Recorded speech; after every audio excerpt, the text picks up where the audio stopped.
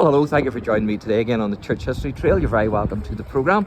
Where we are today is we're in Belfast, and we're actually outside the First Presbyterian Church, Belfast, founded 1644. And I've covered this church before. You can see here a plaque for the Reverend William Drennan, 1754 to 1820, patriot and radical, born in the manse on this site.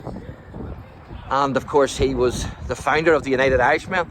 But we're going to go in here to just outside the building here, First Presbyterian Church, and we're going to talk to Sean, and Sean's a historian. Hello Sean, how you doing? How are you? Pleased to meet you. How are you? And I was on a wee tour and I enjoyed the tour. When I say a wee tour, it's actually a 3-hour tour, but it was very good and loads of information. Absolutely. And so it was fantastic.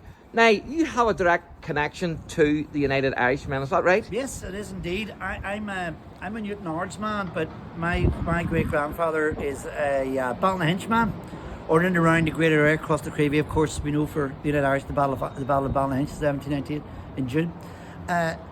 His family, he's a descendant. The family are descendant from a John Kelly or Skelly, a leader who was hanged after the rebellion in Ballynahinch. And he's buried there in the graveyard in Saintfield, believe it or not. So I managed to track him down there. So yes, that is my descent. So he's buried in the Reverend Birch's church? He's buried in Birch's, yes. And the good thing is that I've managed to locate it, and we're doing a wee bit of work on that. Fantastic. But we talk about the Presbyterians, but the hotbed, of course, of Presbyterianism of that particular time in 1798 is without doubt the Saintfield, Ballynahinch, Newton Ards, Bangor.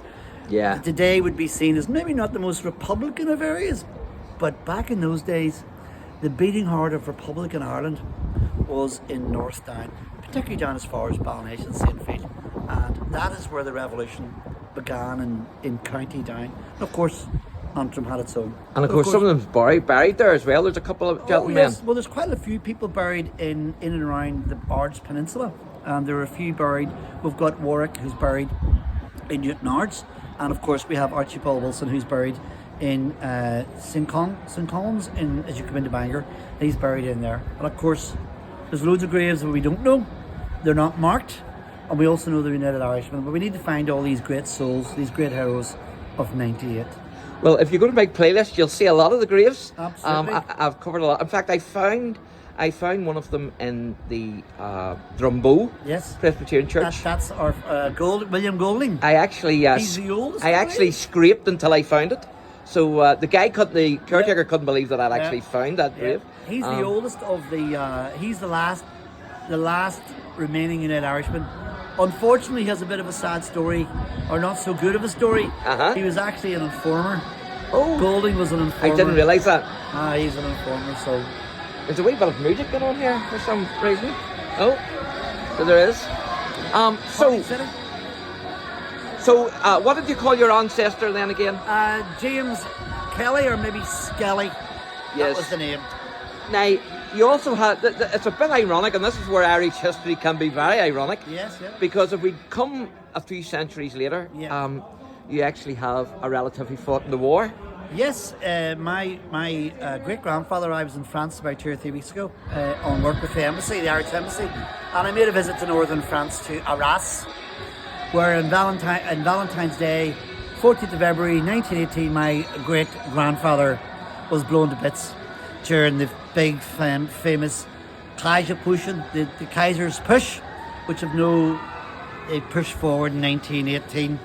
They were eventually pushed back by the Allies, the British and the French, about 6 months later. But I went to visit the grave, and I was the first person to visit his grave in 106 years. My goodness, that is crazy. First person to visit him, because we couldn't find him. I know why we couldn't find him, because they spelt his name wrong. His name was spelled Riley, Riley, but it's actually Riley, Reilly. Oh my goodness. Finding someone among a couple of 100,000 dead people with a different name, very difficult. And that, of course, is one of my other specialities, is the first one.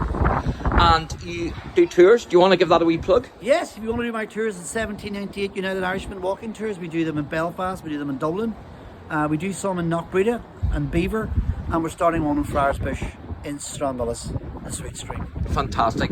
Well, Sean, thanks very much. That was a great interview and you. also a great tour. Thank you very So much. thank you. See you all there. So there you go, folks. If you want to get your tour of the United Irishmen in Belfast or Dublin, then check that out.